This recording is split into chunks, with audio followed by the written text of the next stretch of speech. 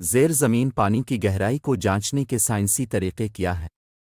مہاراجا Sayaji Rao university Vadodara کے retired professor doctor Krishna Tiwari نے BBC سے زیر زمین پانی کی صحیح گہرائی اور موجودگی کو جانچنے کے طریقوں کے بارے میں بات کی۔ ان کے مطابق ان طریقوں سے کوئی بھی شخص زیر زمین پانی کی گہرائی کا درست اندازہ لگا سکتا ہے۔ ڈاکٹر کرشنا نے ہائیڈروجیولوجی میں PhD کی ہے۔ زیر زمین پانی کی گہرائی اور موجودگی جاننے کے لیے دستیاب سائنسی طریقہ کار پر بات کرتے ہوئے وہ کہتے ہیں کہ اس کام کے لیے ایک اہم سائنسی طریقہ برقی مزاحمت کا اصول ہے۔ یہ طریقہ بجلی کے کنڈکٹیوٹی کے قانون پر مبنی ہے۔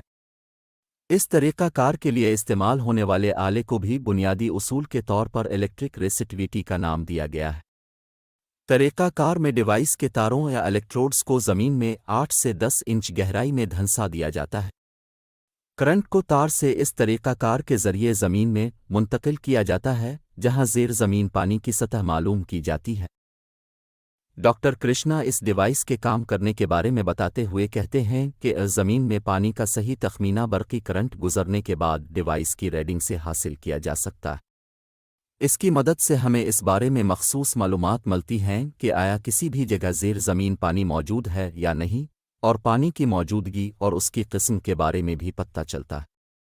ان کی طرف سے دی گئی معلومات کے مطابق اس طریقے سے زیر زمین پانی کے بہاؤ اور حجم کے بارے میں بھی درست معلومات حاصل کی جا سکتی ہیں۔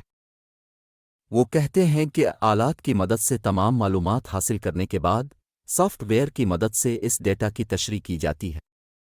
اس کے علاوہ ڈاکٹر کرشنا ایک اور سائنسی تکنیک ریزسٹیویٹی امیجنگ سسٹم کے بارے میں بتاتے ہیں۔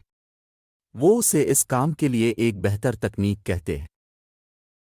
اس نئے بہتر طریقے کے کام کرنے کی وضاحت کرتے ہوئے وہ کہتے ہیں کہ اس تکنیک میں بہتر آلے کے 12 سے 24 الیکٹروڈز کو زمین میں ڈالا جاتا ہے تاکہ زمینی پانی کا تخمینہ لگایا جا سکے، جس کی مدد سے سافٹ ویئر کے ذریعے زمین اور اس کے اندرونی عناصر کی 2 جہتی تصویر حاصل کی جاتی ہے۔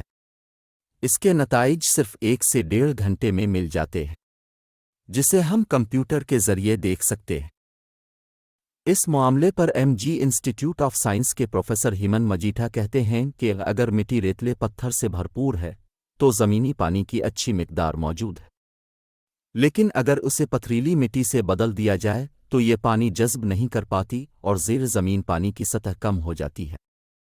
Gujarat water resource development corporation limited کے سپرنٹینڈنگ انجینئر پناکن ویاس کے مطابق سال کے مختلف حصوں میں زیر زمین پانی کی سطح مختلف ہوتی ہے۔